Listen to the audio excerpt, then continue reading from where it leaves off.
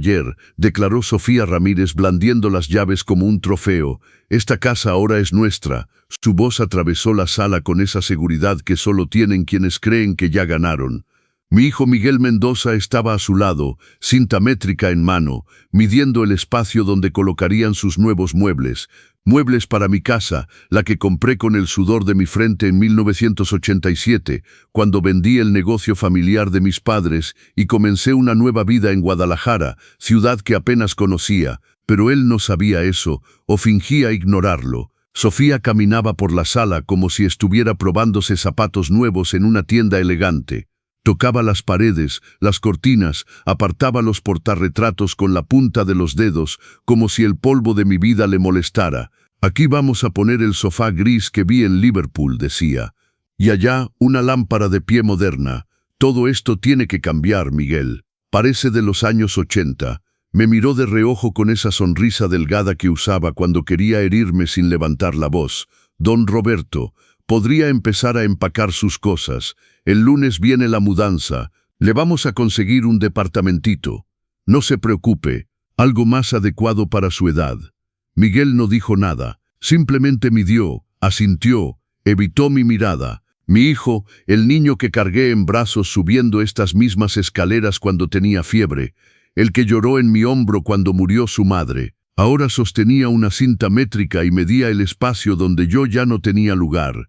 Tragué saliva. No lloraría frente a ella, no le daría ese gusto. Sofía sacó su celular y comenzó a tomar fotos. Es para la decoradora de interiores, explicó. Queremos que quede impecable. Una casa así merece una renovación completa. Se detuvo frente a la ventana grande, la que da al Parque Agua Azul, la que limpio todos los sábados desde hace 28 años. Aquí voy a poner plantas grandes, dijo, de esas que salen en las revistas, y tal vez cambiar las ventanas. Están muy viejas. Sentí un nudo en la garganta, pero no me moví. Estaba sentado en el mismo lugar donde mi esposa leía el periódico cada mañana, donde mi hija Carmen hacía su tarea antes de irse a estudiar al norte, donde yo arreglaba cosas, donde lloraba, donde rezaba. Sofía quería borrarlo todo. Quería convertir mi historia en foto de catálogo. Miguel enrolló su cinta métrica y se acercó a su esposa. ¿Crees que deberíamos cambiar también el piso?, preguntó Sofía. Él asintió. Claro, este mosaico está todo rayado. Vamos a poner porcelanato gris claro, moderno, limpio. Miré las rayas del piso. Cada una tenía una historia. Esta era de cuando Miguel arrastró su bicicleta nueva, aquella de cuando se cayó la olla con el pozole de Navidad. Sofía quería cubrir mis recuerdos con porcelanato blanco. ¿Y don Roberto tiene familia con quien irse?, preguntó Sofía sin mirarme, porque no queremos que sea incómodo para nadie. Miguel y yo necesitamos nuestro espacio. Somos una familia joven, necesitamos privacidad. Una familia joven, como si yo fuera un mueble viejo estorbando su decoración moderna, como si a 65 años me hubiera vuelto invisible desechable. Miguel finalmente me miró. Papá, es mejor así. La casa es muy grande para ti solo. Siempre te quejas de las escaleras, y Sofía tiene razón. Necesitamos nuestro espacio. De todos modos, ya todo está arreglado. El acta de compraventa está firmada. Es legal. Su voz sonaba ensayada, como si hubiera repetido esas palabras frente a un espejo hasta que sonaran convincentes.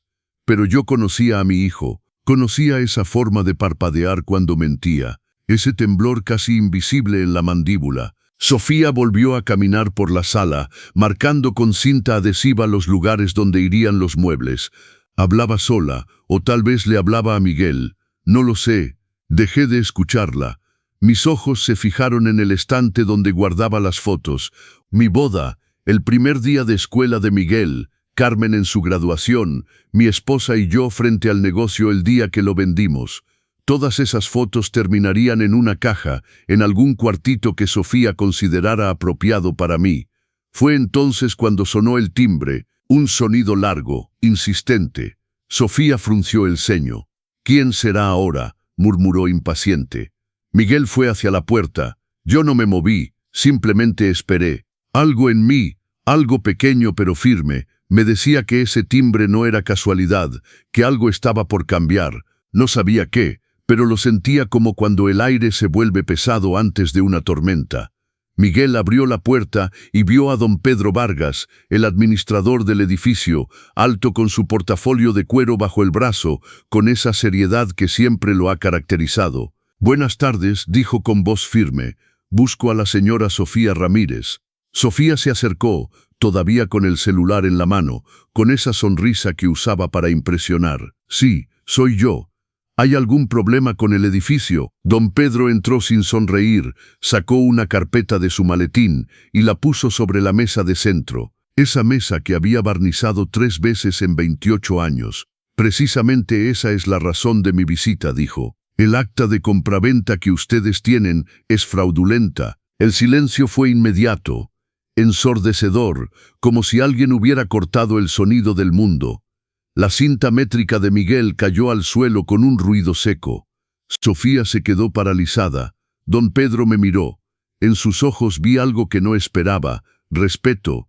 «Señor Mendoza», continuó, «usted es el propietario legítimo de esta casa desde 1987.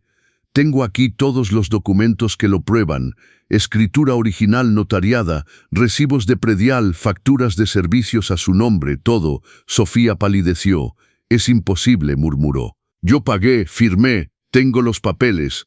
Don Pedro negó con la cabeza. «Usted fue víctima de un fraude. La persona que le vendió esta casa no tenía ningún derecho sobre ella. Ya presentamos denuncia ante las autoridades, pero el propietario legal, sin ninguna duda, es don Roberto Mendoza». Miré a mi hijo.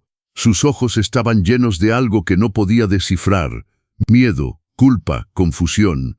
Sofía dejó caer su celular. Le temblaban las manos. «Pero pagamos 600,000 pesos. 600,000 pesos no pueden ser una estafa». Don Pedro cerró la carpeta. «Lamento su situación, pero eso no cambia la realidad jurídica. Esta casa pertenece a don Roberto. Y si necesitan más pruebas, la administración tiene todos los registros desde que compró la propiedad hace 28 años».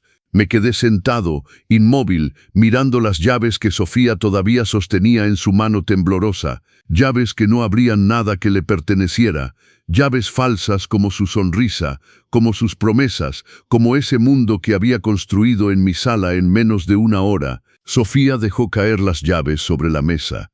El sonido del metal contra la madera resonó en el silencio tenso de la sala. «Pero esto no tiene sentido», repitió, la voz ahora aguda, casi histérica. «Tengo documentos, tengo pruebas, firmé ante notario. Miguel, di algo». Mi hijo se pasó la mano por la cara. Parecía despertar de una pesadilla. «Papá», murmuró, «¿tú sabías que esto iba a pasar?» No respondí de inmediato. Don Pedro me miraba esperando. Sofía respiraba rápidamente como si le faltara el aire. Miguel estaba pálido, con las manos temblorosas. Me quedé ahí en mi sillón, el mismo donde me había sentado la primera noche que llegué a esta casa. La primera noche después de vender el negocio. La primera noche sin mis padres, sin mi tierra, sin nada más que una escritura nueva y la esperanza de empezar de nuevo. 28 años atrás. Recuerdo el olor a pintura fresca. Recuerdo las cajas apiladas en el pasillo. Recuerdo a mi esposa cargando a Miguel, que apenas tenía 7 años, diciéndole: «Mira, mijo, esta es nuestra casa. Tu papá la compró con su propio esfuerzo, no lo olvides nunca». Miguel había corrido por las habitaciones vacías, gritando de alegría. «Es mi casa», gritaba, «mi casa». Ahora ese mismo niño me miraba como si fuera un extraño. «Papá», repitió más fuerte esta vez, «¿sabías que Sofía estaba siendo estafada y no dijiste nada?» Levanté la vista y lo miré directo a los ojos. «Sabía», dije calmadamente, «sabía que nadie puede vender lo que no le pertenece, y esta casa es mía, siempre lo ha sido». Sofía explotó. «Usted sabía y nos dejó gastar 600,000 pesos. Es un viejo cruel, un manipulador. Miguel, tu padre nos tendió una trampa». Don Pedro levantó la mano interrumpiéndola. «Señora, contrólese. Don Roberto no tiene ninguna responsabilidad en su mal negocio. Ustedes no verificaron la propiedad, no hicieron investigación, no consultaron a la administración. Nosotros tenemos todos los registros. Si hubieran preguntado, les habríamos dicho la verdad desde el primer día. Miguel se dejó caer en un sillón, la cabeza entre las manos. Sofía empezó a caminar en círculos como un animal enjaulado. Esto es absurdo, decía. Absurdo. Voy a demandar. Voy a recuperar mi dinero. Alguien va a pagar por esto. Don Pedro sacó otra hoja de la carpeta. Ya presentamos denuncia ante la fiscalía, informó. La persona que les vendió esta casa usó documentos falsificados. Es un estafador conocido. Tiene al menos 6 casos similares. Ustedes son solo una víctima más. Sofía se dejó caer en el sofá que quería reemplazar, el sofá donde mi esposa había muerto hace 5 años mientras dormía una siesta. Yo estaba en la cocina preparando café. Cuando regresé, ya no respiraba. Grité, sacudí, lloré sobre su pecho hasta que llegaron los paramédicos. Ese sofá guardaba su forma, su olor, su ausencia, y Sofía había planeado tirarlo como si fuera basura. Miguel, dijo Sofía con voz ahogada, teníamos todo planeado. Íbamos a vivir aquí, íbamos a formar nuestra familia aquí. Y tu padre sabía, y no dijo nada. Mi hijo levantó la cabeza. Sus ojos estaban rojos. Papá, ¿por qué? ¿Por qué no nos detuviste? ¿Por qué nos dejaste llegar tan lejos? Me levanté lentamente del sillón. Mis rodillas tronaron. 65 años pesan. Caminé hasta la ventana, esa misma ventana donde Sofía quería poner plantas de revista. Miré el parque, los mismos árboles que veía todas las mañanas desde hace 28 años, las mismas bancas donde Miguel jugaba de niño, la misma fuente donde mi esposa me besó el día de nuestra mudanza, porque necesitaba que vieras, Miguel, dije sin voltearme. Necesitaba que vieras quién es la mujer que te casaste. Necesitaba que entendieras lo que me hiciste durante estos 3 años. El silencio detrás de mí era denso, pesado.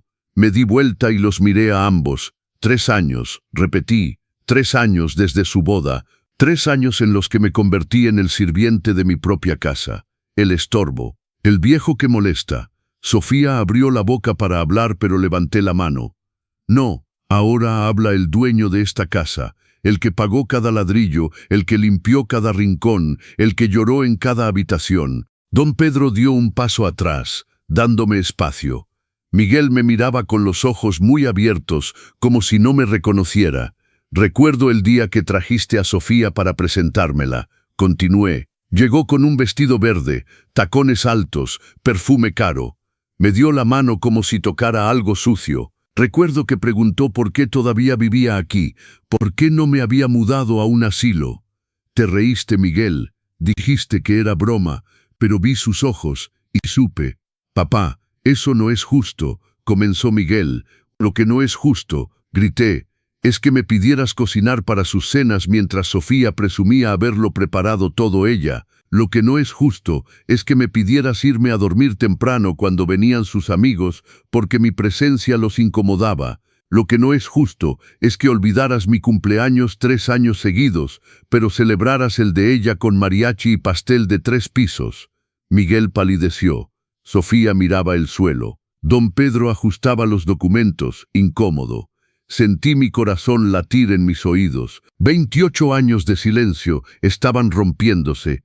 28 años tragando humillaciones, fingiendo que no dolía, siendo invisible en mi propia casa. Y hoy, continué, hoy llegaron con un acta fraudulenta, con llaves que no abren nada, con planes para borrarme, para convertir mi vida en decoración moderna, en porcelanato blanco. Me acerqué a la mesa donde don Pedro había dejado los documentos. Los toqué, papel grueso, oficial real. Esta casa la compré con el dinero del negocio de mis padres, dije. 300,000 pesos viejos, todo lo que tenían, todo lo que me dejaron. Lo vendí para venir a esta ciudad y darle una vida mejor a mi familia, a tu madre, a ti, a Carmen. Miguel tenía lágrimas en los ojos. Papá, no sabía que habías pagado la casa. Pensé, Sofía me dijo que mamá la había comprado, que tú solo vivías aquí porque ella te lo permitía. Miré a Sofía. Ella evitó mi mirada. Por supuesto, dije. Por supuesto que dijo eso, porque borrar a los viejos es más fácil que respetarlos. Don Pedro tosió. Don Roberto, necesito que firme estos documentos. Son para confirmar su propiedad ante la nueva administración y para confirmar que nunca autorizó ninguna venta. Tomé la pluma que me ofrecía, firmé. Mi mano no tembló ni una sola vez. Sofía se levantó del sofá como impulsada por un resorte. «Esto no es posible», dijo. Su voz ahora era un chillido desesperado. «Miguel, haz algo. Llama a alguien. Llama al abogado. Esto debe ser ilegal. Tiene que haber algo que podamos hacer». Mi hijo tomó su celular con mano temblorosa, pero don Pedro negó con la cabeza. «Pueden llamar a quien quieran, señora. Los hechos no cambiarán. Esta propiedad está registrada a nombre de Roberto Mendoza desde 1987. Tiene todos sus pagos al día, predial, servicios, cuotas de mantenimiento, todo. No hay absolutamente nada que puedan hacer legalmente». Sofía me señaló con el dedo, acusadora. «Usted sabía desde el principio que ese hombre era un estafador y nos dejó firmar, nos dejó pagar. Esto es complicidad. Es participación en fraude. Lo voy a demandar. Lo voy a arruinar». Crucé los brazos. «Adelante», dije calmadamente. «Demándeme por ser dueño de mi propia casa. Demándeme por no detener su ambición. Demándeme por existir en el espacio que querían robarme». Miguel dejó caer su teléfono. «Papá, ¿cómo puede ser tan frío? Acabamos de perder 600,000 pesos. Estamos arruinados y tú estás ahí parado como si no hubiera pasado nada». Sentí algo quebrarse en mí, algo que se había ido agrietando durante 3 años y que finalmente se rompió. «Frío», repetí. «Tú me dices frío». Me acerqué a él lentamente. Miguel retrocedió un paso. «Frío», dije de nuevo más fuerte. «¿Frío es el hombre que te crió solo cuando tu madre enfermó? ¿Frío es el que vendió las joyas de su madre para pagar tus estudios? ¿Frío es el que trabajó horas extras en la fábrica de textiles para que no tuvieras que pedir préstamos? ¿Frío es el que lloró solo en su cuarto para que no lo vieras débil?» Mi voz se quebró en la última palabra, pero no me detuve. Miguel me miraba como si me viera por primera vez. «Te di todo», continué. «Todo. Y cuando te casaste con ella, cuando la trajiste a vivir aquí, acepté, sonreí, dije bienvenida porque pensé que mi hijo había elegido bien, que había encontrado una compañera, una familia, pero lo que encontraste fue una mujer que solo veía esta casa, que solo veía lo que podía tomar». «Eso no es verdad», gritó Sofía. «Amo a Miguel, me casé con él por amor, no por la casa, no por el dinero». Me reí, un sonido seco, sin humor. «Entonces, ¿por qué el mismo día que regresaron de su luna de miel me preguntaste cuándo me iba a mudar? ¿Por qué sugeriste que buscara un asilo? ¿Por qué dijiste que un hombre de mi edad no debería vivir con una pareja joven?» Sofía abrió la boca pero no salió ninguna palabra. Miguel se sentó de nuevo. Parecía más pequeño, más joven. «Papá», murmuró, «no sabía que Sofía te había dicho eso». «Por supuesto que no sabías», respondí. «Porque nunca preguntaste. Nunca me preguntaste cómo estaba, si me sentía cómodo, si necesitaba algo. Simplemente asumiste que estaba bien, que siempre estaría bien, porque los padres siempre están bien, ¿verdad? Los padres no tienen sentimientos, no tienen dignidad, solo están ahí esperando ser útiles». Don Pedro guardó los documentos. «Don Roberto, si me permite, me retiro. He cumplido mi deber de informarle la situación. Si necesita algo más, estaré en la administración. Y si ellos», señaló a Sofía y Miguel, «intentan causarle problemas, no dude en llamarme. Tenemos servicio de seguridad en el edificio las 24 horas. Asentí. «Gracias, Pedro. Gracias por ser honesto, por no mentirme, por tratarme como lo que soy, el dueño de mi casa». Cuando la puerta se cerró detrás de don Pedro, el silencio regresó. Pero era diferente. Era ahora el silencio antes de una explosión. Sofía respiraba rápidamente, los puños apretados. Miguel tenía la cabeza agachada, mirando el piso que quería reemplazar con porcelanato blanco. Yo estaba de pie frente a ellos, sintiendo algo que no había sentido en años. Poder, control, justicia. Sofía fue la primera en hablar. Su voz era venenosa. «Usted es un viejo amargado», dijo. «Un hombre lleno de resentimiento que no soporta ver a su hijo feliz. Por eso hizo esto. Por eso nos tendió esta trampa, porque no soporta que Miguel me ame más que a usted. Me acerqué a ella, tan cerca que pude ver el rímel corrido bajo sus ojos. Trampa, dije lentamente, llama trampa al hecho de que yo sea dueño de mi casa. Llama trampa al hecho de que yo existía antes que usted, que esta vida era mía antes de que llegara con sus tacones y su perfume y sus planes para borrarme. Miguel se levantó, colocándose entre nosotros dos.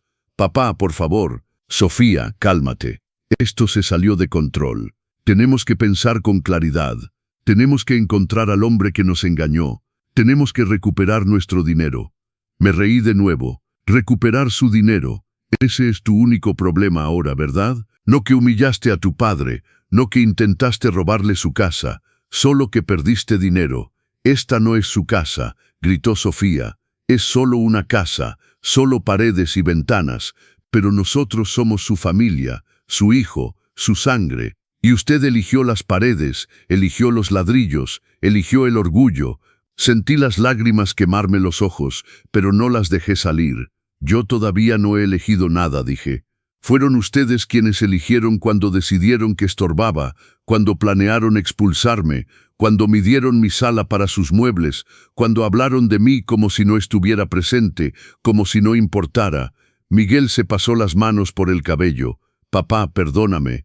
Lo siento mucho. No sabía que te sentías así. No sabía que Sofía te había maltratado. Pensé que todo estaba bien, que éramos una familia feliz, repetí. En una familia feliz, Miguel, no se olvidan los cumpleaños, no se excluye al abuelo de las fotos familiares, no se le pide al padre que se vaya a dormir temprano porque molesta a los invitados, no se le pide que cocine para después atribuirse el mérito, no se planea robarle su hogar. Sofía se secó las lágrimas con rabia. Nunca quise robarle nada. Solo queríamos nuestra propia casa, nuestro propio espacio. Es normal, es lo que hacen las parejas jóvenes. La miré a los ojos. Si querían su propio espacio, podrían haberlo comprado con su dinero en otro lado. Pero no querían otro lugar, querían este lugar, mi lugar, porque era más fácil, porque pensaron que no diría nada, que simplemente empacaría mis cosas y desaparecería como un buen viejito obediente. En ese momento, el timbre sonó de nuevo. Los tres nos quedamos congelados. Miguel fue a abrir. Era doña Elena, mi vecina del piso de arriba. Traía un plato cubierto con papel aluminio. Te llamé antes, pero no contestaste. Traje unas quesadillas. Sé que hoy es un día especial para ti. Miró a Sofía y Miguel. Ah, ¿tienes visitas? Disculpa. No, Elena, pasa, dije. Ellos justamente estaban por irse. Elena entró, dejó el plato en la cocina y observó la escena, la cinta métrica en el suelo, los documentos en la mesa, las lágrimas de Sofía, la palidez de Miguel. Elena tenía 70 años, vivía en el edificio desde su construcción, sabía todo, veía todo. Roberto preguntó suavemente, ¿estás bien? ¿Pasó algo? Asentí. Sí, Elena, pasó algo, llegó la verdad. Elena miró a Sofía duramente. Ah, ya entiendo. Ya les dijeron que el acta de compraventa era falsa, ¿verdad? Sofía y Miguel la miraron sorprendidos. ¿Usted sabía?, preguntó Miguel. Elena asintió. Todo el edificio sabía, mijo. Pedro nos avisó hace 2 semanas que alguien estaba intentando vender departamentos que no le pertenecían. Tu papá nos pidió que no dijéramos nada, quería ver hasta dónde llegaban. Y aquí estamos. Miguel me miró con incredulidad. Le dijiste a los vecinos que no hablaran, orquestaste todo esto. Orquestar, dije, es una palabra muy grande, simplemente no detuve su caída. La diferencia es importante. Elena dejó su bolsa en la mesa de la cocina y cruzó los brazos. Roberto no orquestó nada, dijo con voz firme. Solo se protegió. Cuando Pedro nos dijo que había un estafador vendiendo propiedades falsas en el edificio, tu papá nos pidió que si alguien preguntaba sobre él o sobre esta casa, dijéramos la verdad. Nada más que la verdad. Sofía apuntó un dedo tembloroso hacia ella, pero nadie nos dijo nada, nadie nos advirtió. Elena la miró fríamente. Porque nadie preguntó, señora. Ustedes nunca fueron a la administración, nunca verificaron con el administrador. Nunca tocaron una puerta para confirmar quién era el verdadero dueño. Simplemente le creyeron a un extraño y pagaron 600,000 pesos sin verificar nada. Miguel se desplomó en un sillón, la cabeza entre las manos. 600,000 pesos, murmuró. Todos mis ahorros, todo. Elena chasqueó la lengua. Debiste preguntar primero, mijo. Conozco a tu padre desde que llegó a este edificio. 28 años. Lo vi llegar con las cajas, viudo, con niños pequeños. Lo vi trabajar horas extras en la fábrica. Lo vi llorar cuando murió tu mamá. Lo vi criarte. Y ahora vienes con esta mujer y quieren echarlo de su propia casa. ¿Qué clase de hijo hace eso? Sofía se levantó. Ya basta. No nos vamos a quedar aquí para ser juzgados por una vieja chismosa. Miguel, vámonos. Vamos a hablar con un abogado. Esto no se va a quedar así. Elena respondió. Vayan con todos los abogados que quieran. Los documentos de Roberto son legales. Los suyos son basura. Fin de la historia. Sofía agarró su bolsa con furia y se dirigió a la puerta. Miguel se levantó lentamente, mirándome. Papá, murmuró. Necesito tiempo para digerir todo esto, para entender. No sé qué decir ahora. No necesitas decir nada, respondí. Ya dijiste todo con tus acciones, con tu silencio, con tu complicidad. Miguel abrió la boca como para responder, pero Sofía lo jaló del brazo. Vámonos, ordenó. Ya perdimos suficiente tiempo aquí. Se fueron. La puerta se cerró con un ruido seco. El silencio que quedó era diferente. Ya no era tenso, solo vacío. Elena me abrazó. Ay, Roberto, lo siento, sé que es tu hijo, sé que duele. Apoyé mi cabeza en su hombro. Elena olía a canela y jabón de lavanda. Olía a bondad, a verdad. Duele, admití, duele mucho, pero no podía dejar que siguieran pisoteándome. No podía seguir siendo invisible en mi propia casa. Elena me apretó más fuerte. Hiciste lo correcto. A veces el amor también es poner límites, también es decir basta.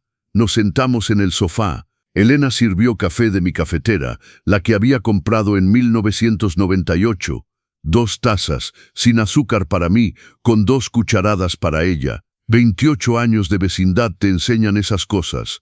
Roberto, dijo después de un largo silencio, ¿qué vas a hacer ahora? Me encogí de hombros. No lo sé. Solo sé que esta casa es mía, que no me voy a ir, que no voy a dejar que me quiten lo que es mío. Elena asintió. Qué bueno, porque esta casa tiene tu historia en cada rincón, y nadie tiene derecho a borrarla. Bebimos nuestro café en silencio. Podía escuchar el reloj de pared, ese reloj que mi esposa había colgado el primer día, que había marcado cada segundo de nuestras vidas, cada alegría, cada dolor, cada momento. A la mañana siguiente recibí una llamada. Era la licenciada Hernández, la abogada de la administración del edificio. Don Roberto, necesito que venga a mi oficina. Hay documentos que debe firmar y hay otra cosa que necesita saber. Llegué a las 10 de la mañana. La licenciada Hernández tenía una oficina llena de expedientes. Me senté frente a su escritorio. Empujó una carpeta hacia mí. Don Roberto, profundizamos en la investigación sobre el caso de su nuera. El hombre que les vendió el acta falsa se llama Fernando Salgado. Tiene antecedentes.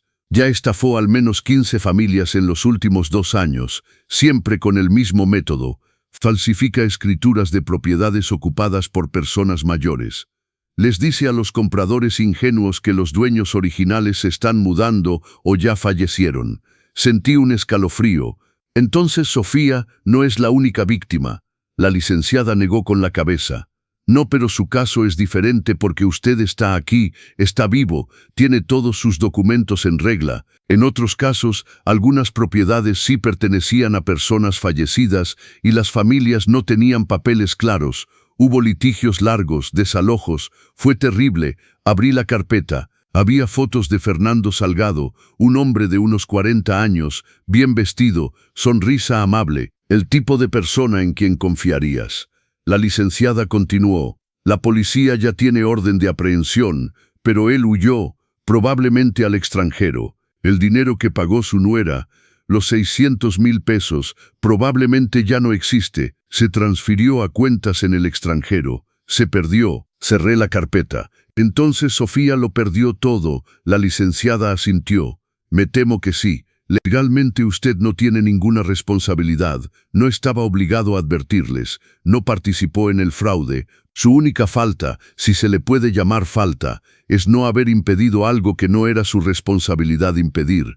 Salí de la oficina de la licenciada con un peso en el pecho, 600,000 pesos, todos los ahorros de mi hijo, perdidos por ambición, por imprudencia, por querer algo que no les pertenecía, pero también por mi silencio, por mi decisión de no advertirles, de dejarlos caer. Caminé por el parque frente al edificio, los mismos árboles, las mismas bancas. Me senté donde solía sentarme con mi esposa. Cerré los ojos. ¿Hice bien?, pregunté en voz alta.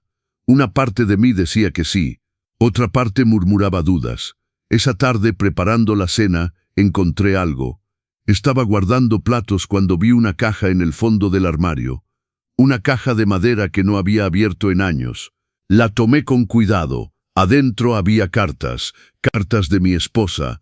Las había escrito durante los meses antes de morir, cuando sabía que el cáncer estaba ganando, cuando sabía que me dejaría solo. Tomé una al azar. Estaba fechada 3 meses antes de su muerte. Mi querido Roberto, decía la carta con su letra inclinada, si lees esto es porque ya no estoy contigo. Perdóname por dejarte, perdóname por no poder acompañarte más, pero necesitas saber algo importante. Esta casa es tu fortaleza. Tú la compraste, la pagaste con el dinero de tus padres, con tu sacrificio. Nunca dejes que nadie te diga lo contrario. Nunca permitas que te la quiten. Y si algún día nuestros hijos olvidan lo que hiciste por ellos, recuérdales, no con enojo, sino con la verdad. La verdad siempre prevalece, mi amor. Las lágrimas cayeron sobre el papel, manchando la tinta antigua. Mi esposa sabía que algún día necesitaría recordar, necesitaría fuerza. Si esta historia te está tocando el corazón, no olvides suscribirte a los consejos del abuelo para no perderte el desenlace. La justicia está por llegar. Seguí leyendo. Roberto, sé que eres fuerte, más fuerte de lo que tú mismo crees. Criaste a nuestros hijos prácticamente solo mientras yo estaba enferma. Trabajaste hasta el agotamiento. Nunca te quejaste. Esa fuerza no te abandona cuando muero. Se queda ahí. Úsala. Protégete, porque la gente olvida. Hasta los hijos olvidan. No por maldad, sino por distracción, por egoísmo, por su propia vida. Tu trabajo es recordarles quién eres, no con palabras dulces, sino con límites claros. Doblé la carta con cuidado. Mi esposa me había dejado más que recuerdos. Me había dejado permiso para ser fuerte, para defenderme, para no desaparecer. Abrí otra carta. Esta era más corta. Roberto, si alguien intenta quitarte la casa, lucha. No importa quién sea, no importa si es familia. La casa no es solo ladrillos, es tu dignidad, es tu historia. Es la prueba de que existes, de que trabajaste, de que amaste. Nunca las cedas. Guardé las cartas en la caja y las coloqué en mi mesita de noche, donde pudiera verlas cada mañana, cada noche, donde me recordaran por qué había hecho lo que hice, por qué había dejado que Miguel y Sofía cayeran en la trampa. No por crueldad, sino por necesidad, por supervivencia, por justicia. Al día siguiente, Miguel apareció solo, tocó el timbre al mediodía. Abrí la puerta y lo encontré demacrado, ojeras profundas, barba de varios días, ropa arrugada. «Papá», dijo con voz ronca, «¿puedo pasar un momento? No me quedaré mucho, solo necesito hablar contigo». Lo dejé entrar, no ofrecí café, no ofrecí asiento, simplemente esperé, de pie en medio de la sala. Miguel caminó hasta la ventana, la misma ventana donde Sofía había planeado poner sus plantas de revista. Sofía se fue, dijo sin mirarme. Regresó con su mamá. Dijo que no puede verme ahora, que necesita espacio, que todo esto es mi culpa, porque no verifiqué la propiedad, porque confié en el vendedor, porque no te pregunté a ti. Esperé. No dije nada. Miguel se volteó hacia mí. Tenías razón, papá. En todo. Sofía solo quería la casa. Nunca te respetó. Y yo fui un cobarde, un idiota, un mal hijo. Su voz se quebró. Miguel se desplomó en el sofá. el mismo sofá donde había muerto su madre, donde yo había llorado, donde habíamos sido familia antes de que Sofía llegara a redecorarlo todo.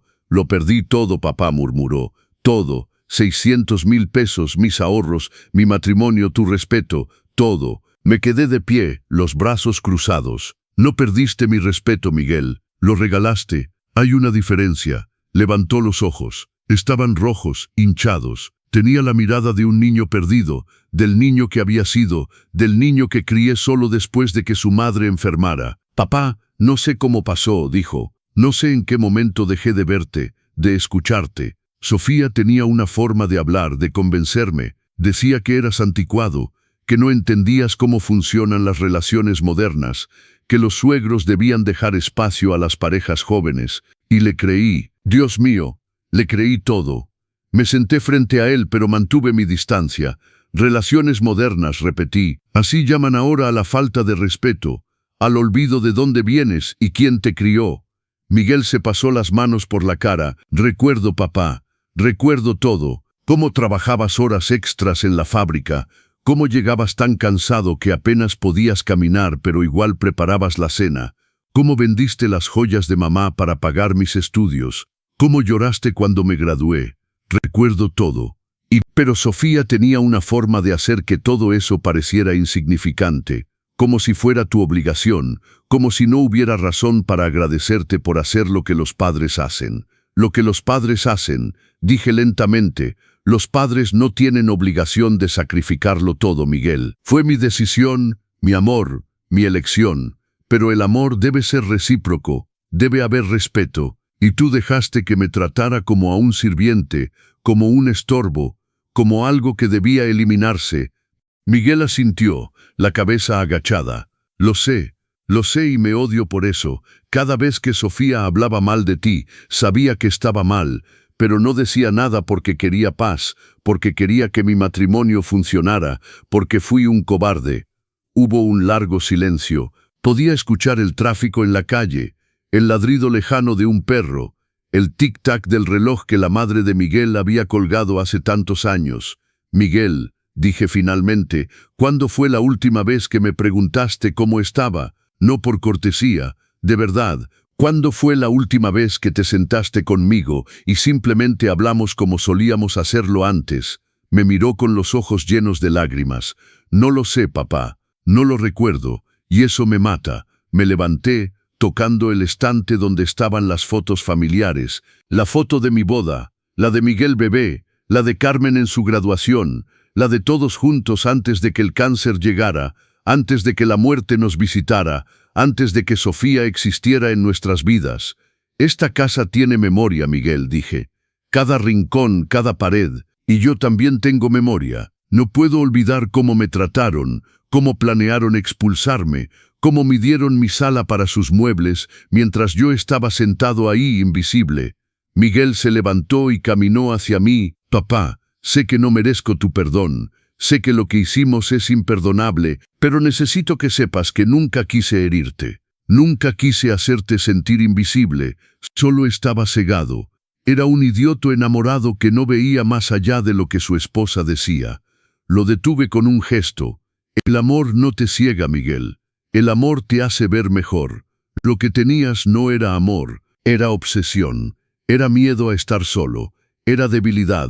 Sus hombros temblaron. Comenzó a llorar, un llanto profundo que salía del pecho, como cuando era niño y se caía, como cuando murió su madre y lloró en mis brazos durante horas. Papá, perdóname, suplicó entre sollozos. Por favor, no sé cómo arreglar esto. No sé cómo recuperar tu confianza, pero haré lo que sea, todo lo que me pidas.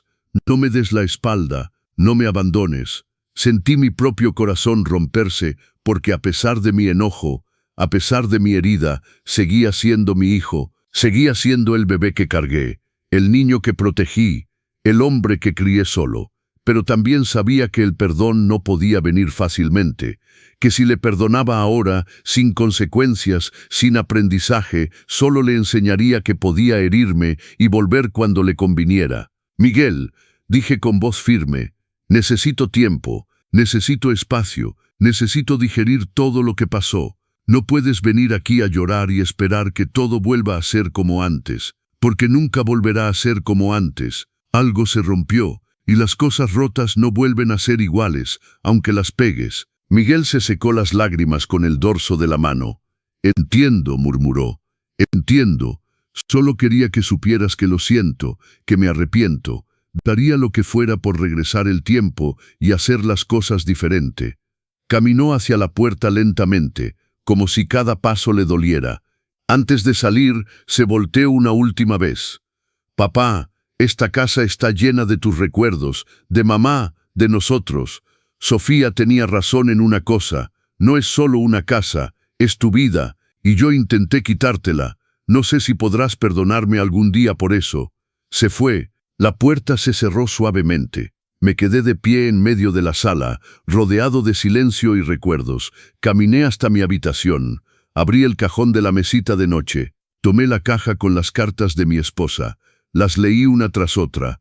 Todas decían lo mismo de diferentes formas. Sé fuerte, protégete, no dejes que te borren. Eres más de lo que ven. Eres todo. Esa noche no pude dormir. Me quedé mirando el techo, pensando en todo lo que había pasado, en cómo había llegado a este punto, en cómo mi propia familia había intentado desplazarme, en cómo tuve que defenderme contra mi propio hijo. Pensé en Carmen, mi hija, que vivía en Estados Unidos, que llamaba una vez al mes, que enviaba postales, que tenía su propia vida. Carmen no sabía nada de esto, y me alegraba, porque Carmen siempre me había respetado, siempre me había valorado, siempre me había visto. A las 3 de la mañana me levanté, fui a la cocina, preparé un té de manzanilla, me senté junto a la ventana. La ciudad dormía, las luces parpadeaban a lo lejos.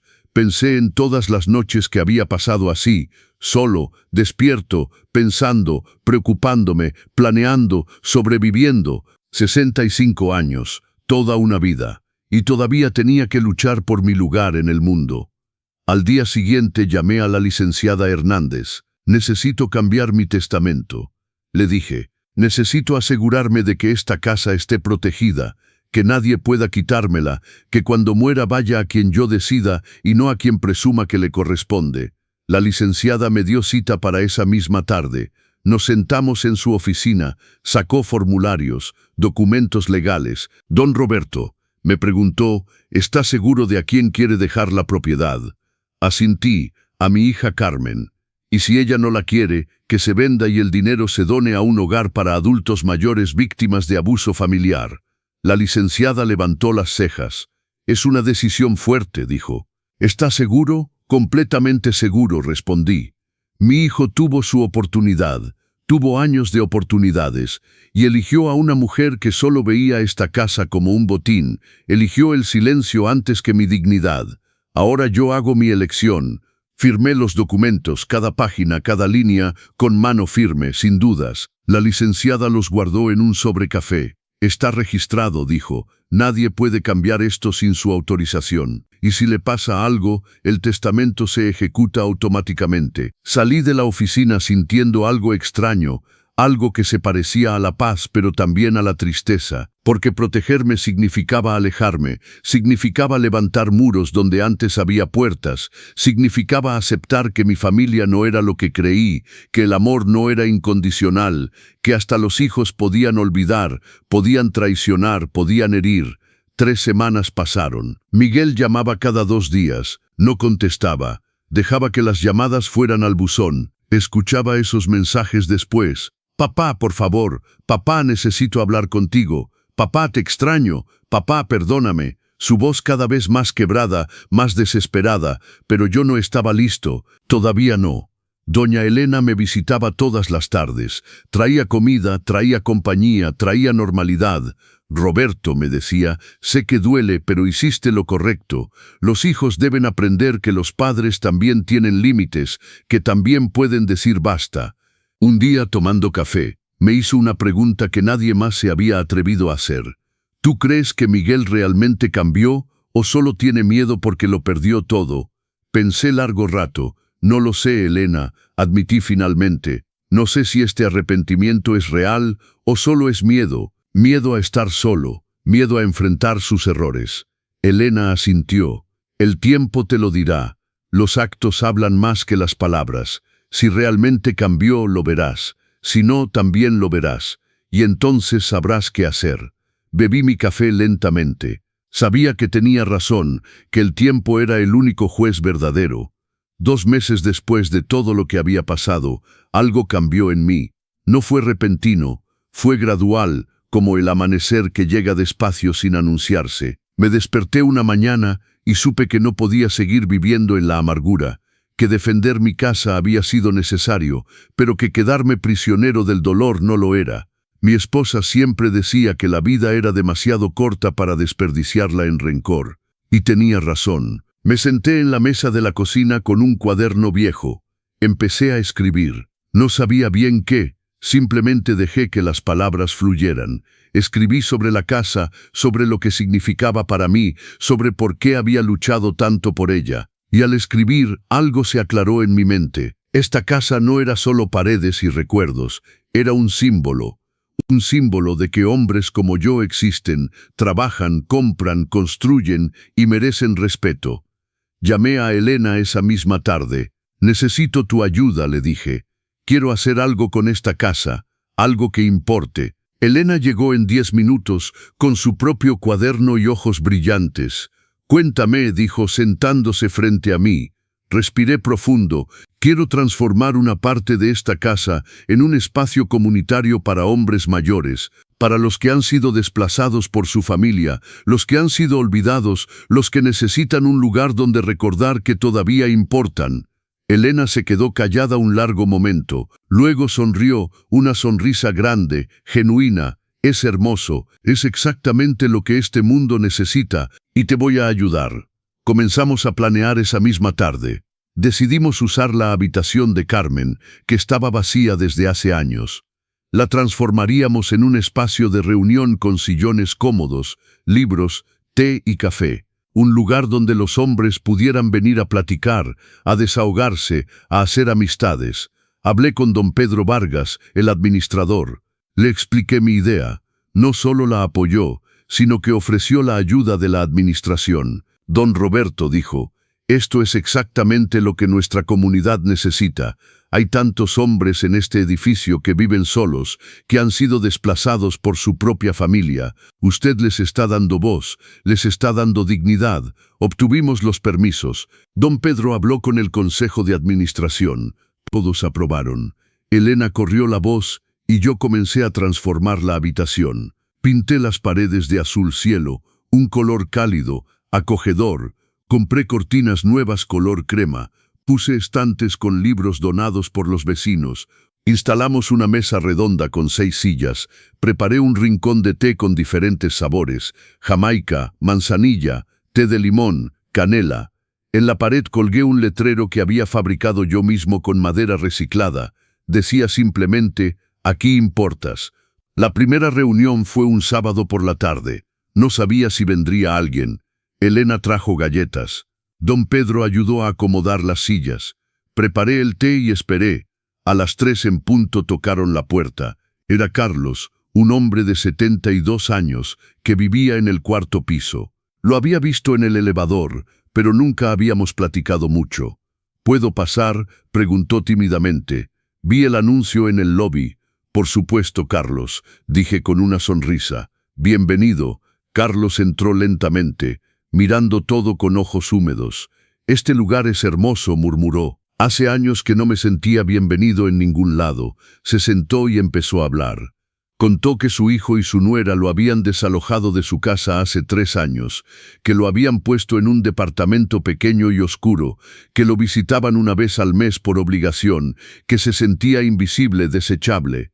Mientras hablaba, tocaron otra vez. Llegó Rosa, de 68 años. Luego otro y otro. En total, 6 personas esa primera tarde. Todos tenían historias similares. Familias que los habían desplazado, hijos que olvidaban llamar, nueras o yernos que los trataban como carga, propiedades que casi perdieron o que perdieron, dignidad robada, identidad borrada. Nos sentamos en círculo, compartimos té, compartimos historias, compartimos lágrimas, y por primera vez en mucho tiempo no me sentía solo en mi dolor. No era el único. Éramos muchos. Carlos fue el primero en decirlo. Gracias, Roberto, dijo con voz emocionada. Gracias por recordarme que todavía existo, que todavía tengo valor. Los demás asintieron. Rosa tomó mi mano. Lo que está haciendo aquí es más que un espacio, dijo. Es un refugio, es un recordatorio de que merecemos respeto, sin importar nuestra edad. Sentí algo cálido en mi pecho, algo que no había sentido desde antes de todo el problema con Sofía. Un propósito, un sentido, un renacimiento. Las reuniones se volvieron semanales, todos los sábados a las 3 de la tarde. El grupo creció, 10 personas, 15, 20. Tuvimos que pedir más sillas. Don Pedro consiguió donaciones de una mueblería. Elena empezó a traer pan dulce cada semana. Yo preparaba diferentes tés. Aprendía nuevas recetas. El espacio se llenó de vida, de voces, de risas, de sanación. Una tarde, mientras limpiaba después de una reunión, Carlos se quedó para ayudarme. Roberto, me preguntó mientras secaba las tazas, ¿tu hijo sabe lo que estás haciendo aquí? Negué con la cabeza. No. Miguel sigue llamando, pero no contesto. Todavía no estoy listo, Carlos asintió. Entiendo, pero algún día vas a tener que decidir si lo perdonas o no. El rencor pesa, pesa más que cualquier casa. Sabía que tenía razón. El rencor pesaba. Cada día que no contestaba las llamadas de Miguel, sentía ese peso. Pero también sentía que perdonar demasiado pronto sería traicionarme. Sería decirle que podía herirme sin consecuencias. No sé cómo perdonar eso, Carlos, admití. No sé cómo mirar a mi hijo sin ver la traición, sin recordar cómo planearon expulsarme, cómo me midieron como si fuera un mueble viejo para reemplazar. Carlos dejó el trapo en la mesa y tomó mis manos. El perdón no significa olvidar, Roberto. Significa soltar, dejar de cargar el peso de lo que te hicieron. Puedes perdonar y aún así poner límites. Puedes perdonar y nunca volver a ser el mismo con él. El perdón es para ti, no para él. Esas palabras resonaron en mi cabeza durante días. Un miércoles por la tarde, 3 meses después de todo, Miguel reapareció. Esta vez no tocó la puerta. Estaba sentado en el pasillo frente a mi puerta cuando regresé del mercado. «Papá», dijo levantándose rápidamente, «por favor, escúchame solo 5 minutos. Es todo lo que pido». Miré las bolsas del mercado en mis manos, miré su cara demacrada, más delgada, miré sus ojos que ya no tenían esa arrogancia de antes, solo cansancio, solo dolor. «Está bien», dije finalmente, 5 minutos. Abrí la puerta, entramos. Miguel miró alrededor, vio las sillas en la habitación de Carmen, vio los libros, el letrero, las tazas en la mesa. «¿Qué es esto?», preguntó. «Mi nuevo proyecto», respondí. Un espacio para hombres mayores que han sido desplazados por su familia, para hombres como yo. Miguel se quedó mirando el letrero. «Aquí importas». Sus ojos se llenaron de lágrimas. «Papá», comenzó con voz temblorosa, «estoy yendo a terapia 2 veces por semana. Necesitaba entender cómo llegué a ser tan ciego, cómo pude herirte así. Y he aprendido cosas. Aprendí que fui un hijo terrible, que prioricé a mi esposa sobre ti sin preguntarme si era justo, que me dejé manipular porque era más fácil que enfrentar la verdad». Se sentó en el sofá, ese sofá lleno de historia. «Sofía y yo nos divorciamos», continuó. «Firmamos los papeles la semana pasada. Ella nunca regresó después de ese día, solo mandó un abogado. Ella se quedó con el coche. Yo me quedé con las deudas, los 600,000 pesos perdidos. No supe qué decir. Una parte de mí sentía satisfacción, otra parte compasión. Miguel no me miraba, simplemente siguió hablando. «Vivo en un departamento chico. Hago horas extras para pagar lo que debemos, o mejor dicho, lo que debo. Todo está a mi nombre. ¿Y sabes qué es lo peor, papá? Lo peor no es el dinero. Es saber que te perdí por eso, que cambié a mi padre por una mujer que solo quería cosas, que solo quería estatus, que nunca me amó de verdad». «Ahí te equivocas», dije finalmente. «Lo peor no es que me perdiste, lo peor es que estabas dispuesto a perderme. Esa es la diferencia». Miguel levantó la vista. «Tienes razón», murmuró. «Y no sé si me perdonarás algún día, pero quiero que sepas que estoy tratando de ser mejor, de ser el hijo que merecías tener, de ser el hombre que mamá quería que fuera. Me mostró algo en su celular, una foto. Era él en un comedor comunitario sirviendo comida. Empecé a hacer servicio voluntario, explicó, en un comedor para adultos mayores 3 veces por semana. No lo hago para que me perdones, lo hago porque necesito entender. Necesito ver a los adultos mayores como seres humanos completos, no como estorbos como te vi a ti. Me senté frente a él. Los 5 minutos ya habían pasado, pero no lo detuve. Miguel, dije lentamente, aprecio que estés tratando de cambiar, pero el cambio no se demuestra en semanas, se demuestra en años, en acciones consistentes. No puedo perdonarte todavía, no porque no quiera, sino porque necesito ver que este cambio es real, que no es solo miedo a estar solo, que no es solo culpa pasajera, asintió. Entiendo, papá, y no voy a presionarte. Solo quería que supieras que no me he rendido, que voy a seguir tratando de ser mejor. Y cuando estés listo, si algún día estás listo, estaré ahí. Se levantó para irse. Antes de llegar a la puerta lo detuve. Miguel, se volteó. Puedes venir los sábados a las reuniones, no como mi hijo, como voluntario. Podemos usar ayuda para servir el té, mover las sillas, escuchar, pero con una condición. Ninguna de estas personas debe saber que eres mi hijo. Eres solo Miguel, un voluntario. Nada más. Sus ojos se iluminaron. ¿En serio, papá? ¿En serio? Asentí. Pero con una condición. Ninguna de estas personas debe saber que eres mi hijo. Eres solo Miguel, un voluntario. Nada más. Acepto, dijo rápidamente. Acepto cualquier condición. Solo quiero ayudar. Quiero aprender. El primer sábado que Miguel vino como voluntario, llegó 30 minutos antes. Tocó la puerta suavemente. Traía una caja con galletas frescas. Las hice yo mismo, dijo tímidamente. No sé si estén buenas, pero quería contribuir. Probé una. Estaban buenas, no perfectas, pero hechas con esfuerzo, con intención. Están bien, dije. Puedes ponerlas en la mesa. Cuando la gente empezó a llegar, Miguel los recibió con una cortesía que no había visto en él desde hace años. Buenas tardes, don Carlos, decía. Permítame ayudarlo con su bastón. Por favor, siéntese donde se sienta más cómodo. ¿Le puedo ofrecer un té? Los hombres lo miraban sorprendidos. Un joven educado, atento. Algo raro en estos tiempos. Elena me miró levantando una ceja. ¿Quién es?, murmuró. Un voluntario, respondí. Eso es todo. Durante la reunión, Miguel se sentó en una silla al fondo.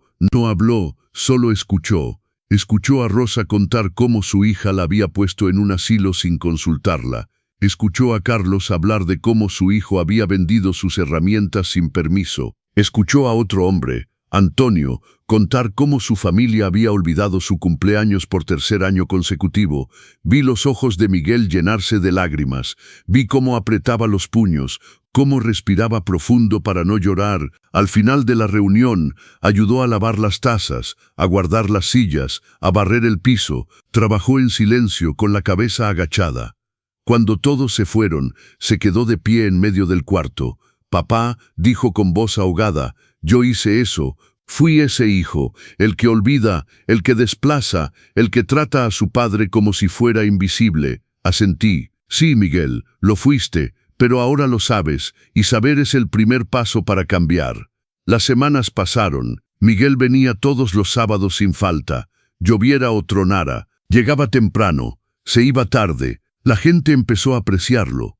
Ah, Miguel, decía Carlos, es usted un joven tan atento. Su mamá debe estar muy orgullosa de usted. Miguel me miraba de reojo. Yo no decía nada, solo sonreía. Un día, Rosa le preguntó directamente, Miguel, ¿tiene familia? ¿Cómo es su relación con su papá? Miguel bajó la vista. Cometí errores terribles con mi papá, dijo. Lo herí profundamente. Y ahora estoy tratando de aprender a ser mejor para él y para todos los hombres como él. La gente se miró. Hubo un silencio respetuoso. Luego Carlos habló. El hecho de que reconozca eso ya es mucho, Miguel. La mayoría de los hijos nunca lo hace. Nunca reconocen que hirieron, olvidaron, desplazaron. Usted está aquí, está aprendiendo. Eso dice mucho de su carácter. Miguel discretamente se secó las lágrimas. Gracias, don Carlos. Eso significa mucho. Un sábado, 2 meses después de que Miguel empezó a venir, Elena llegó con noticias. Hay un reportero del periódico local que quiere hacer un reportaje sobre lo que estás haciendo aquí. Dice que es inspirador, que más comunidades deberían tener algo así. Me sentí nervioso. No lo sé, Elena. No hice esto para salir en el periódico. Lo hice porque era necesario. Elena tomó mis manos. Precisamente por eso deberías hacerlo, porque otros hombres necesitan saber que esto existe, que no están solos, que hay lugares donde importan. Acepté la entrevista. El reportero, que se llamaba Lucas, llegó un miércoles. Tenía una cámara pequeña y una libreta. Me hizo preguntas sobre cómo nació la idea, por qué era importante, sobre mi historia personal. Conté todo. La casa, el acta fraudulenta, el intento de desplazarme, mi decisión de transformar el dolor en propósito. Lucas escribía rápidamente, asintiendo. Don Roberto, me dijo al final, su historia va a resonar con miles de personas, especialmente hombres mayores que viven lo mismo. Les está dando voz. El artículo salió 2 semanas después. Ocupaba una página entera. Había fotos del espacio, de la gente en círculo, de las tazas de té, de mí sonriendo junto al letrero que decía «Aquí importas». El título era «La casa que no pudieron robarle ahora es refugio para otros». Leí el artículo 3 veces. Lucas había capturado todo, el dolor, la lucha, el renacimiento. Al final del artículo había una frase mía que no recordaba haber dicho, pero que era completamente cierta. Los hombres mayores no somos muebles viejos para tirar. Somos bibliotecas vivientes que merecemos respeto. Después de la publicación del artículo, todo cambió. Mi teléfono no dejaba de sonar. Hombres de toda la ciudad llamaban preguntando si podían venir, si podían ser parte del grupo. Don Pedro tuvo que conseguir un salón más grande en el edificio. Las reuniones crecieron. 30 personas, 40, 50. Tuvimos que organizarnos en 2 grupos, uno el sábado, uno el miércoles. Miguel seguía viniendo, ahora a las 2 reuniones. Seguía sirviendo el té, seguía escuchando, seguía aprendiendo. Una tarde, después de una reunión, Carlos se me acercó. Necesito decirte algo. Ya sé quién es Miguel. Vi la foto en el artículo, la que está en tu estante. Es tu hijo. Me quedé callado. Carlos continuó. No dije nada porque respeto tu decisión de mantenerlo privado, pero necesito que sepas algo. Ese joven ha cambiado. Lo veo en sus ojos, en la forma como trata a cada hombre que llega aquí, con reverencia, con respeto, como si cada uno de nosotros fuera su propio padre. Eso no se finge. Es real. ¿Crees en las segundas oportunidades? Si esta historia de redención te inspira, dale like y suscríbete a los consejos del abuelo. Historias como esta necesitan ser escuchadas. Compártela con alguien que la necesite. Esa noche, después de que todos se fueron, Miguel se quedó para ayudarme a limpiar. Trabajamos en silencio durante un rato. Luego, mientras secaba las tazas, habló. «Papá, sé que todavía no me has perdonado y lo entiendo, pero necesito que sepas que estos meses han sido los más importantes de mi vida. He aprendido más aquí escuchando a estos hombres que en todos mis años de adulto. Aprendí sobre dignidad, sobre respeto, sobre el valor de las personas sin importar la edad. Lo miré, realmente lo vi. Ya no era el hombre arrogante que había medido mi sala. Ya no era el hijo ciego que había elegido a su esposa sobre su padre. Era alguien diferente, alguien que estaba creciendo, alguien que estaba sanando. Miguel, dije lentamente, el perdón no viene de repente, viene por capas, como pintura, una capa a la vez. Y creo que estoy empezando a pintarte de nuevo, a verte de nuevo. Sus ojos se llenaron de lágrimas. Es más de lo que merezco, papá. Negué con la cabeza. No es más de lo que mereces. Es exactamente lo que mereces por hacer el trabajo, por mostrarme con actos, no solo con palabras, que has cambiado. Nos abrazamos por primera vez en casi un año. Un abrazo largo, apretado, lleno de todo lo que no podíamos decir con palabras. Dolor, perdón, esperanza, amor. 3 meses después, en una reunión del sábado, algo inesperado pasó. Llegó una persona nueva, más joven que los demás, quizás de unos 50 años, entró con la cabeza agachada, los ojos rojos. Elena la recibió y la guió a una silla. Cuando la mujer levantó la vista, Miguel palideció. Era Sofía. El silencio fue inmediato. Todos miraban entre Miguel y Sofía. Me quedé paralizado. Sofía tenía la cara demacrada, más delgada, sin maquillaje, sin esa arrogancia que la definía antes. Yo, comenzó con voz temblorosa, vi el artículo en el periódico. Leí sobre este lugar, sobre lo que hacen aquí, y pensé que tal vez yo también necesitaba estar aquí. Carlos habló primero. Todos son bienvenidos aquí, dijo firmemente. No importa su pasado, no importan sus errores. Este es un espacio de sanación. Sofía asintió. Gracias. No sé si tengo derecho a estar aquí, pero lo perdí todo. Mi matrimonio, mi casa, mi dignidad. Y me di cuenta de que fui la villana en la historia de alguien, en la historia de don Roberto. Todas las miradas se voltearon hacia mí. El cuarto estaba tan silencioso que podía escuchar mi propio corazón. Sofía me miró directamente. Don Roberto, dijo, no espero su perdón, no lo merezco, pero necesito que sepa que ahora entiendo lo que hice, entiendo el dolor que causé, y si pudiera regresar el tiempo, haría todo diferente. Me levanté, mirándola. Esta mujer que había intentado robar mi casa, mi dignidad, mi lugar en el mundo, esta mujer que había manipulado a mi hijo, que me había tratado como un estorbo, ahora estaba frente a mí quebrada, humilde, humana.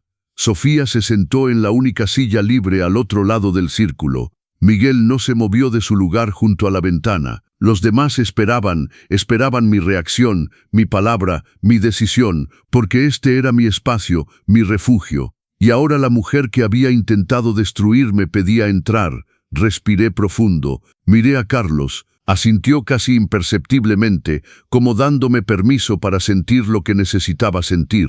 Sofía, dije finalmente, mi voz más firme de lo que esperaba. Este espacio existe porque hombres como yo hemos sido desplazados, olvidados, tratados como si no importáramos. Usted fue parte de eso. Intentó borrarme de mi propia casa.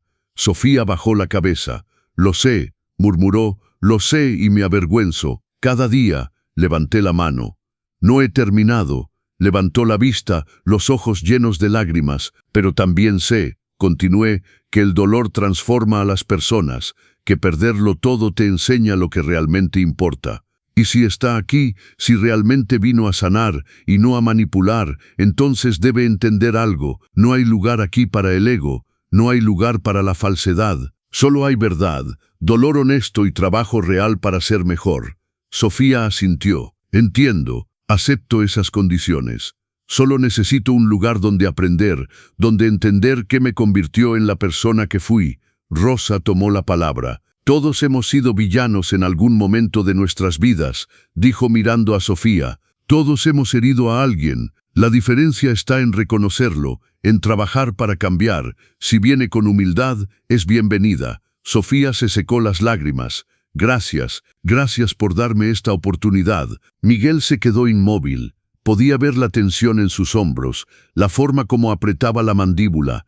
Esa tarde, Sofía simplemente escuchó. No habló de su historia, no se victimizó, solo escuchó a los demás. Escuchó a Rosa hablar de su hija, escuchó a Antonio contar sobre su familia, escuchó atentamente, con los ojos rojos, asintiendo de vez en cuando. Cuando la reunión terminó, ayudó a recoger las tazas sin que nadie se lo pidiera. Trabajó en silencio junto a Miguel. No hablaron, ni siquiera se miraron, solo trabajaron.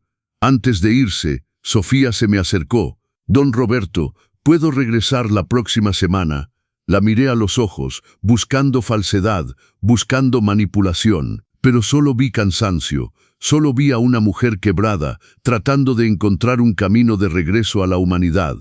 Puede regresar, dije, pero con una condición. Debe ser completamente honesta sobre todo, sobre por qué hizo lo que hizo, sobre quién era, sobre quién quiere ser. Nada de medias verdades. Acepto, dijo, lo prometo. Sofía regresó el siguiente sábado, y el siguiente, y el siguiente. Durante las primeras semanas solo escuchaba, Pero en la quinta semana, Rosa le pidió que compartiera. Sofía, dijo gentilmente, ¿está lista para hablar, para contarnos su historia? Sofía miró alrededor del círculo, todos esperando. Respiró profundo. Está bien, dijo, les voy a contar quién era y cómo llegué aquí. Comenzó despacio. Crecí en una familia humilde, dijo. Mi papá nos abandonó cuando tenía 8 años. Mi mamá trabajaba en 3 empleos para mantenernos. Crecí viendo cómo el mundo trataba a las mujeres sin recursos, cómo las ignoraban, las pisoteaban, y me juré que no sería así, que tendría mi propia casa, mi seguridad, mi estabilidad. Pero ese deseo se convirtió en obsesión, en ambición. Dejé de ver a las personas, solo veía lo que podían darme. La gente escuchaba en silencio. Sofía continuó. Cuando conocí a Miguel, vi una oportunidad. Un buen hombre con un padre que tenía una casa hermosa. Y en lugar de construir mi propia vida, decidí tomar la suya. Decidí desplazar a don Roberto. Convencí a Miguel de que él nos estorbaba, de que merecíamos ese espacio. Manipulé, mentí. Me convertí en la persona que odiaba, en mi padre. Alguien que toma sin dar, que usa sin agradecer. Su voz se quebró. Y cuando lo perdí todo, cuando el acta resultó falsa, cuando Miguel me dejó, pensé que era el fin, que había tocado fondo, pero vi el artículo sobre don Roberto, sobre este espacio, y me di cuenta de que mi castigo no era perder la casa, era darme cuenta de que intenté destruir a un hombre que merecía todo mi respeto, un hombre que había trabajado por lo que le pertenecía, que había criado a su familia solo, que había construido algo real, mientras yo solo quería robar algo fácil. Rosa le pasó un pañuelo. Sofía se secó los ojos. Ahora vivo en un cuarto chico. Trabajo limpiando casas. Apenas alcanza para vivir. Pero por primera vez en mi vida estoy construyendo algo que es mío, con mis manos, con mi esfuerzo. Y duele, duele mucho. Pero es honesto, es real. Y necesito aprender de personas como ustedes, personas que fueron desplazadas y sobrevivieron, que encontraron propósito después del dolor. Carlos habló. El primer paso es reconocer el daño, Sofía, y acaba de hacerlo. Eso requiere valor. Ahora viene el trabajo difícil, mantenerse en este camino, ser consistente, demostrar a sí misma que el cambio es real. Sofía asintió. Estoy lista para hacer lo que sea necesario. Elena agregó algo, y también debe perdonarse a sí misma algún día. No ahora, todavía no, pero algún día. Porque cargar esa culpa eternamente no le permitirá ayudar a nadie, ni siquiera a usted misma. Después de esa reunión, algo cambió en la dinámica del grupo. Sofía empezó a participar más, compartía lo que aprendía en terapia porque también había empezado a ir. Hablaba de los patrones que había identificado en su comportamiento, del miedo a la pobreza que la había convertido en alguien cruel, de la necesidad de validación externa que la había hecho buscar estatus en lugar de sustancia. La gente la escuchaba, la aconsejaba, le daba perspectivas. Miguel y Sofía finalmente empezaron a hablarse, conversaciones cortas al principio, sobre el té, sobre el clima, sobre las galletas que traía, nada profundo, pero civil, respetuoso. Un día, después de una reunión, Sofía se acercó a Miguel. ¿Puedo hablarte un momento?, preguntó. Miguel me miró. Asentí. Salieron al pasillo. Hablaron durante 20 minutos. Cuando regresaron, ambos con los ojos rojos pero las expresiones serenas, Miguel me contó más tarde de qué hablaron. Sofía me pidió perdón, dijo. Me dijo que me usó, que nunca me amó realmente, que amaba la idea de lo que yo representaba. Seguridad, estabilidad, una familia que nunca tuvo y que lo sentía, realmente lo sentía, por haberme convertido en alguien que no era, alguien que traicionó a su propio padre. Le pregunté cómo se sentía al respecto. Liberado, respondió. Finalmente liberado, porque ahora sé que nada de eso fue amor verdadero, y eso me permite soltar la idea de lo que pensé que teníamos. 6 meses pasaron. El grupo seguía creciendo. Sofía seguía viniendo, seguía trabajando, seguía siendo honesta. Un sábado después de la reunión se me acercó con una propuesta. Don Roberto, comenzó nerviosamente. He estado pensando, Ahora trabajo limpiando casas y muchas de las personas del grupo necesitan ayuda con eso. Sus familias no los ayudan, están solos. ¿Qué pensaría si ofreciera mis servicios gratis una vez al mes a los miembros del grupo? Como una forma de retribuir, como una forma de servir. La miré sorprendido. Sofía, eso significará mucho trabajo extra para usted. Ya trabaja 6 días a la semana. Asintió. Lo sé, pero necesito hacerlo. Necesito servir a las personas que representan lo que intenté destruir, no por culpa, sino por propósito, para construir algo bueno de algo malo.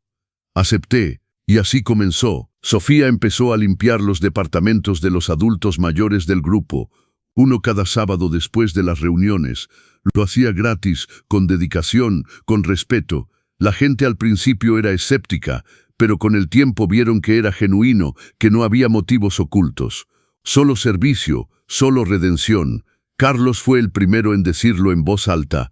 Sofía realmente está cambiando, me dijo un día mientras tomábamos café. Lo veo en sus ojos, en la forma como se arrodilla para limpiar las esquinas de mi departamento que ya no puedo alcanzar, en cómo me pregunta si estoy bien, si necesito algo. No es la misma mujer que llegó aquí hace 6 meses, quebrada y desesperada. Es una mujer que está renaciendo. Yo también lo veía. Y lentamente, muy lentamente, algo en mí empezaba a cambiar. Todavía no era perdón, no completamente, pero era cercano. Era el reconocimiento de que las personas pueden transformarse, que el dolor puede ser un maestro, que incluso quienes nos hieren profundamente pueden aprender, crecer, ser mejores. 3 años pasaron desde ese día que don Pedro tocó mi puerta con la verdad en las manos. 3 años desde que mi vida se dividió en 2, antes y después, dolor y renacimiento, pérdida y propósito. El espacio que había creado en mi casa se transformó en algo más grande de lo que jamás imaginé. Ya no era solo un cuarto con sillas y té, era un movimiento. Otras comunidades en la ciudad habían empezado sus propios grupos, inspiradas por el artículo, inspiradas por nuestra historia. Miguel se había convertido en el coordinador oficial del programa. Había dejado su trabajo corporativo y ahora se dedicaba tiempo completo a esto, a ayudar a adultos mayores, a crear espacios seguros en diferentes colonias, a capacitar a otros voluntarios, a ser el hijo que siempre debió ser, no solo para mí, sino para todos los padres olvidados del mundo. Lo veía trabajar y sentía algo que no había sentido en años. Orgullo, orgullo genuino. Sofía también seguía ahí, ya no limpiaba casas. Había estudiado para ser trabajadora social. Ahora trabajaba en un refugio para mujeres víctimas de violencia familiar. Seguía viniendo a nuestras reuniones todos los sábados. Seguía siendo honesta. Seguía creciendo. Una tarde, 3 años después de todo, ella y yo finalmente tuvimos la conversación que habíamos evitado. La conversación real. Estábamos solos en la cocina preparando el té para la reunión. Don Roberto, dijo de repente, necesito preguntarle algo y necesito que sea honesto conmigo. La miré, respiró profundo. ¿Me ha perdonado? ¿Me ha perdonado de verdad? ¿O solo me tolera porque soy parte del grupo? Me quedé callado durante un largo momento, reflexionando, buscando la verdad en mi propio corazón. Al principio, admití, solo la toleraba. Venía aquí y la veía como la mujer que intentó robar mi casa, mi dignidad, mi lugar en el mundo. Cada vez que la miraba, recordaba ese día, las llaves en su mano, la cinta métrica cayendo al piso, su cara cuando don Pedro dijo la verdad. Sofía asintió, las lágrimas en los ojos. Entiendo, sigo siendo esa persona en sus recuerdos. Levanté la mano. Espere, déjeme terminar. Era esa persona. Pero ya no lo es. He visto su transformación. No solo la escuché. La vi arrodillarse para limpiar los departamentos de personas que pudieron haber sido yo. La vi llorar cuando Carlos cuenta su historia. La vi servir sin esperar nada a cambio. Y eso no se finge durante 3 años. Es real. Es cambio auténtico.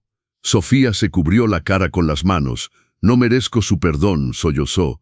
No merezco su bondad. Caminé hacia ella, le quité las manos de la cara, la miré directamente. Sofía, el perdón no es algo que se merece, Es algo que se da, y se lo doy, no porque haya olvidado lo que hizo, sino porque he visto en quién se ha convertido, y esa mujer merece una segunda oportunidad.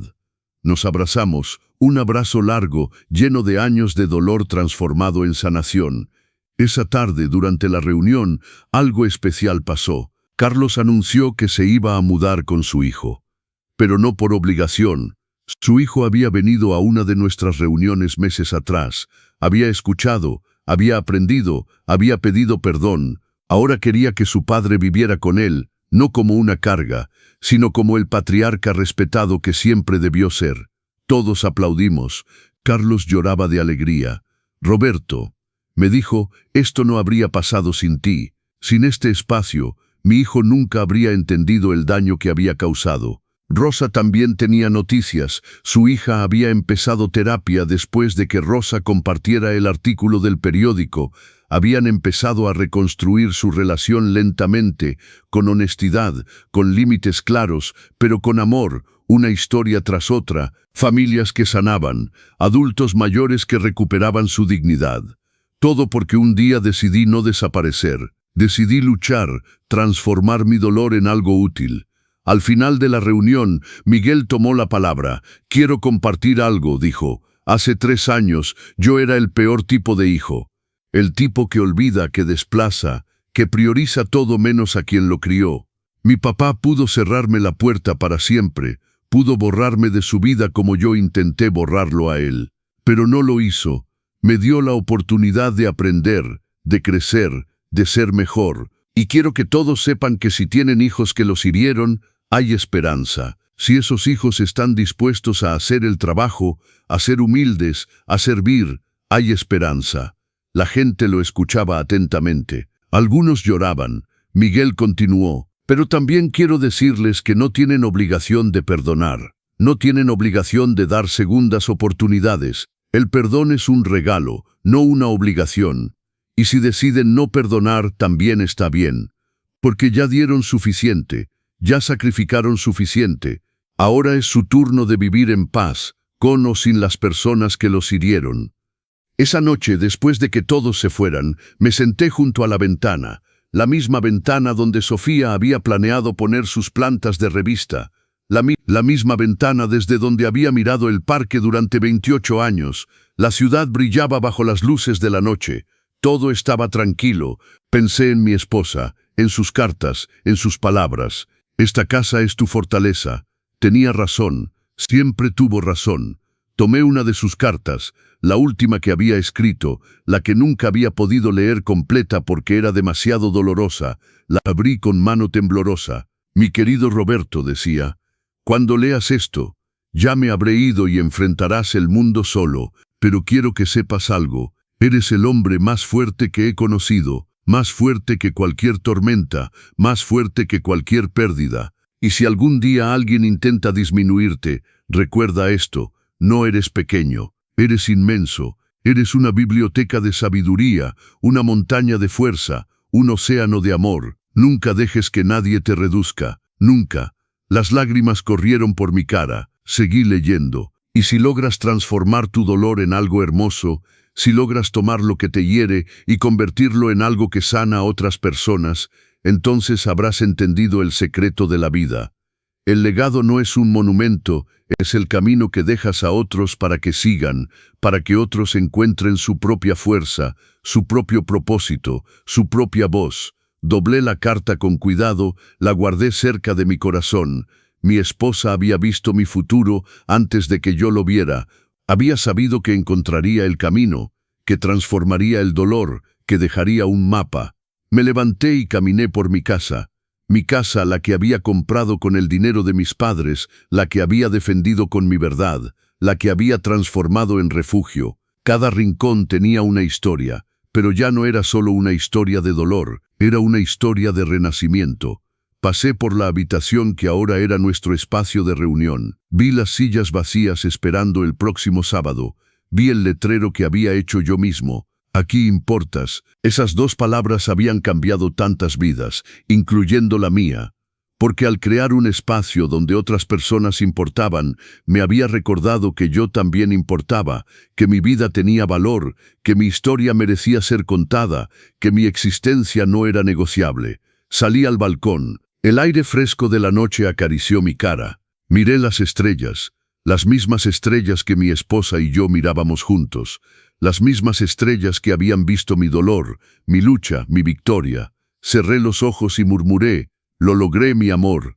Tomé el dolor y lo transformé en propósito. Tomé la traición y la transformé en enseñanza.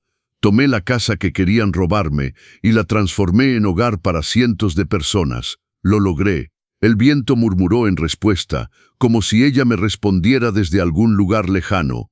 Abrí los ojos, la ciudad seguía brillando, la vida seguía avanzando, y yo todavía estaba ahí, de pie, fuerte, completo. Ya no era solo Roberto, el hombre que casi pierde su casa.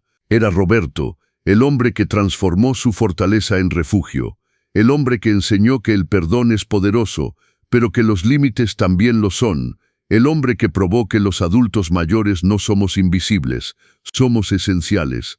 Entré, me preparé para dormir, pero antes escribí algo en mi diario, algo que quería recordar, algo que quería dejar a Carmen, a Miguel, a todas las personas que vendrían después. Escribí: la justicia no grita, llega, y cuando llega, lo transforma todo. No solo castiga, sana, no solo destruye, reconstruye, y el mayor legado que podemos dejar no es una propiedad, es un mapa hacia la dignidad, hacia el respeto, para recordar que siempre importamos, siempre. Cerré el diario, apagué la luz, me acosté en mi cama, en mi casa, en mi fortaleza, y por primera vez en años, dormí profundamente, sin miedo, sin dolor, solo paz, una paz conquistada, una paz merecida, una paz eterna. Epílogo. 5 años después, Carmen regresó de Estados Unidos, no para visitarme, sino para quedarse. Había dejado su trabajo allá y quería estar cerca de su padre. Cuando le conté todo lo que había pasado, lloró en mis brazos. «Papá, perdóname por no estar aquí cuando me necesitabas», dijo.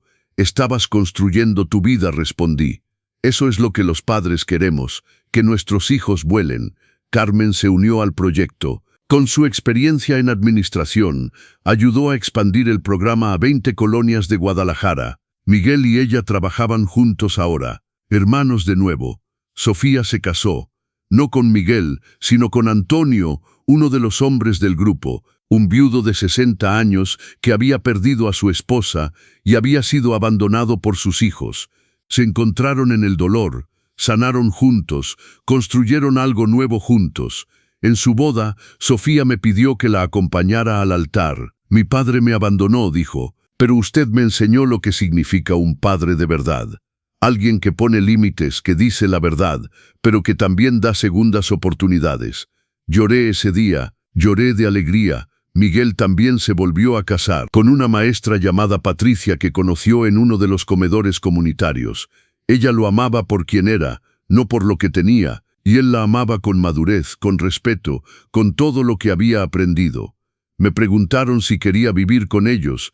Dije que no. «Esta casa es mi fortaleza», expliqué, «y mientras pueda cuidarla, me quedo aquí, pero saber que puedo contar con ustedes, que no estoy solo, eso es suficiente».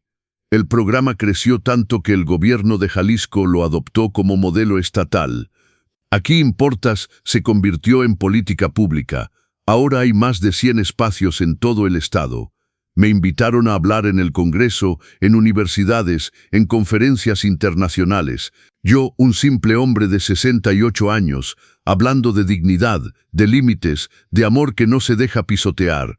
Pero mi lugar favorito seguía siendo mi sala, cada sábado a las 3 de la tarde, con mis amigos, mi familia elegida, tomando té y recordándonos unos a otros que importamos. Una tarde, Carlos, que ahora tenía 75 años, me dijo: «Roberto, ¿sabes cuál es tu verdadero legado?» «¿Cuál?», pregunté. «No es esta casa, no es el programa, no es el reconocimiento, es que nos enseñaste que nunca es tarde para poner límites, nunca es tarde para exigir respeto, nunca es tarde para transformar el dolor en propósito, Nos enseñaste que envejecer no significa desaparecer. Esa noche, en mi diario, escribí la última entrada. Hoy cumplo 68 años. Mi casa sigue siendo mía. Mi dignidad sigue intacta. Mi familia está sanada, no perfecta pero honesta. Mi legado está sembrado en cientos de corazones que aprendieron que importan. Si pudiera hablar con el Roberto de hace 5 años, el que estaba sentado en su sillón mientras medían su sala, le diría: resiste, la tormenta pasará. Y del otro lado no solo encontrarás tu casa, te encontrarás a ti mismo, más fuerte, más sabio, más completo. La justicia llegó, no con gritos, sino con verdad. Y la verdad me liberó. Esta casa nunca fue solo ladrillos, fue un símbolo de que existo, de que importo, de que merezco respeto. Y ahora es más que eso, es un faro para todos los que pensaron que ya no importaban. Porque aquí siempre importarás, siempre. Cerré el diario por última vez esa noche. Miré alrededor de mi sala, las fotos en el estante, el sofá donde murió mi esposa, la ventana que da al parque, el reloj que ha marcado cada segundo de mi vida aquí. Todo estaba en su lugar, incluyendo yo. Y eso, finalmente, era suficiente. Llegaste hasta aquí. Eso significa que esta historia tocó tu alma. Si crees que los adultos mayores merecen respeto y dignidad, comenta con un y suscríbete a los consejos del abuelo. Aquí encontrarás más historias reales de superación, justicia y segundas oportunidades. Dale like para que YouTube recomiende este mensaje a más personas que lo necesitan. He dejado 2 historias increíbles en pantalla que cambiaron